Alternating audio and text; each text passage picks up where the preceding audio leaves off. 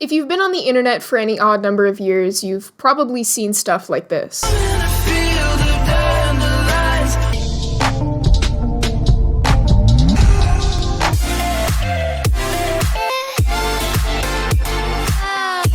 Short, velocity-based video collages of hand-picked clips from a show, movie, or other visual media, cut up to the beat of a song. In one word, an edit. Now, a video of other videos that's been dramatically stitched together seems a little silly, but there's a lot more that goes into it than someone might think. Edits like this can take hours, even days, depending on how long they are. And on top of all that, what's the point? Why throw together a bunch of clips for a TV show instead of, say, drawing one of the characters? Why not make something brand new? Well, despite how many skilled editors are out there, it's a niche that feels relatively unexplained and unexplored. It made me the creative I am today. So, here's the how, the what, and the why of video edits.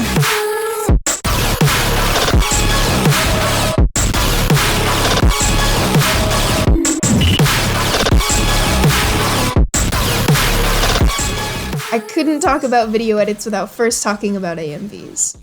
Sonic, Zelda, Pokemon, Naruto, Marvel, fucking South Park. You want it? Someone's got it, and it's gonna be poorly assembled in Windows Movie Maker on the family computer. But that's only the first layer of AMVs. The rest?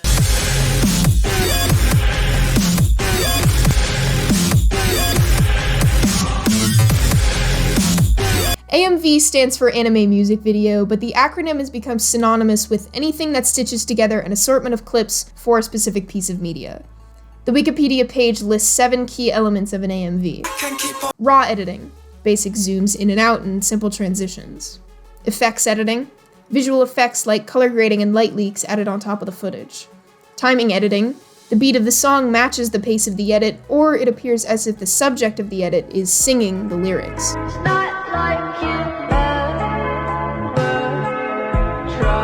Flow editing, the transitions are smooth and keep the video constantly moving. Animation editing, turning still images into moving videos, often usually done with manga. Masking, backgrounds or certain regions of the footage are cropped out so a different piece of footage can show through. And 3D, different camera angles to give the illusion of 3D space. With better technology and better footage, we've come a long way from every time we touch, I get this feeling, and every time we kiss, I swear I can fly. But the fact of the matter is that AMVs help turn video editing into a common form of transformative media. People got more creative with it, videos got shorter, and people who considered themselves editors formed communities.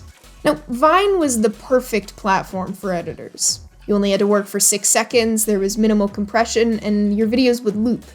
But considering the platform shut down in 2017, most editors live on Instagram now. Twitter, on the other hand, isn't too fond of media. Do I look like I know what a JPEG is? Most editor communities exist within the realm of fandom.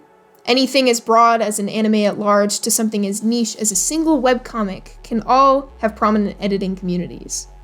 Editors whose work spans multiple pieces of media usually call themselves multi-fandom editors. These people coordinate collabs, share resources, and give each other tips, just like any other art community. Just like form. But people tend to be drawn to these videos. Why is that? Most editors use Final Cut Pro, Sony Vegas, or Adobe After Effects for their work. Some even use mobile apps like Light Motion and, most notoriously, VideoStar.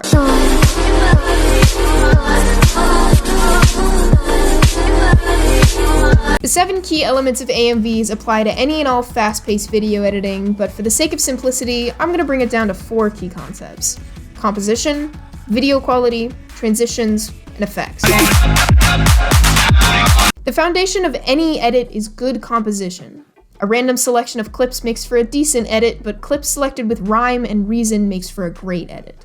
For example, juxtaposing clips where the subject is in a similar position, or using clips that apply to a certain theme, like happiness or struggle. Contextualize your footage. Tell a story with it. Most editors will either screen record clips at 1080p or higher, or download scene packs. The latter is preferred because downloading an MP4 leads to less compression than a screen cap. If you start an edit with clear footage, it can only get better. The pièce de résistance of editing is the transitions. Zooms, swipes, spins, and shakes are all what make it exciting. I could spend an entire video just dissecting them, but for now, I'll talk about what makes an effective transition. Now, when you see an edit, you're seeing that quick zoom in at the end of clip 1 and the beginning of clip 2. That movement is created with a graph that looks like this. It reaches its fastest speed right when the scene changes and then slows down. To make this transition even smoother, most editors will enable motion blur. Similarly, clip 1 will rotate from 0 to 60 degrees clockwise, and clip 2 will start at 60 degrees counterclockwise and come back to 0. Basically, all transitions revolve around switching footage right when there's the most amount of movement. And another thing about motion. When a transition ends and a piece of footage is sitting completely still, it often throws off the viewer and makes them sit in one place for too long. This is corrected by giving the footage a constant subtle sway and overlapping transitions. Keeping the eye constantly moving is key. Effects are there to support everything we just talked about. That includes making things blurry to give a focusing camera effect, brightening or isolating vivid colors, and using a glitch effect for a moment of tension, and so on. There's thousands of different combinations and thousands of different purposes that these extra effects serve. Altogether, these elements make a world of difference.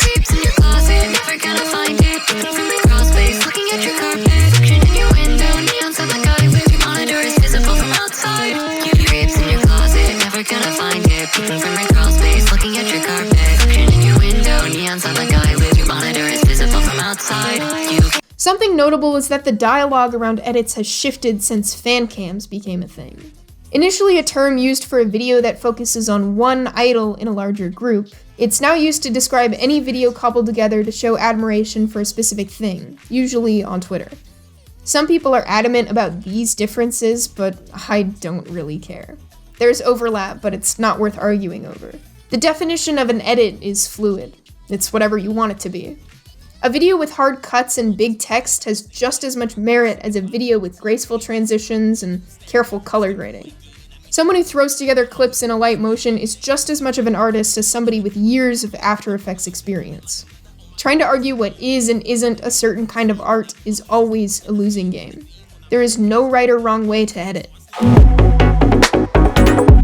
So all of this begs the question, why throw together a bunch of videos with fancy transitions when there's other ways to show your love for something? And to put it simply, it's fun. Seeing a video with these smooth transitions, bright colors, and expertly slowed down clips is satisfying. It allows you to recontextualize existing footage from a show or movie or whatever that you already love, breathing new life into it. It's the same concept as nightcoring a song or slowing it down and adding reverb. And just like any other artistic medium, you're constantly growing and learning new techniques. I asked an editor friend for their take, and they put it this way. I wish more people would understand the amount of patience and hard work video editing takes. Not only do you have to find the right clips and shoot the right shots, but you also have to create color corrections, transitions, text, etc. It takes a lot of work and effort, and I feel like a lot of people overlook it. I think it's extremely important to put your whole heart into it, or else the whole feel of that video edit will be off. Plus, having skills with effects, keyframing, motion interpolation, and video composition will serve you lifetimes over if you ever want to enter a film, design, or art-related field. Editing led me to the path I'm on today.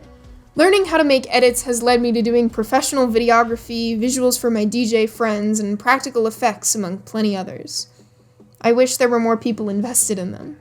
It's an art form that takes the old and reshapes it into something entirely new. They capture the essence of many minutes, hours even, of footage, all within 30 seconds or less. It's such a beautiful form of transformative media because there is nothing more satisfying than breathing new life into a piece of art you already love. So, I've told you guys why people make edits, but I haven't really told you why I make edits. Hey, I'm Abby. I'm a writer, designer, artist, and as you've guessed, editor. I would not be who I am today if I didn't start making shitty Ruby edits when I was 13 and throwing them on Vine. I mean this in the most obnoxiously sincere way possible. For me, editing is a love letter to the things that make me happy. Marvel movies, music videos, Star Wars, cartoons, hell, I've even made edits of my friends. I can't quite draw the way I want to yet, and writing is a more lengthy process, and I don't make music, so I edit. I take 30 minutes of footage and summarize it in 30 seconds, dress it up in all sorts of color filters and warp transitions, and set it to my favorite songs. It pulls from every corner of my experience of the world as an artist and rolls it into one. The people who follow me on most platforms don't follow me for my edits, and I don't care. There is almost no other form of art that makes me just as happy, and that's something that I can never put a price or a follower count on. Thanks for watching. Hope you enjoy Formfare.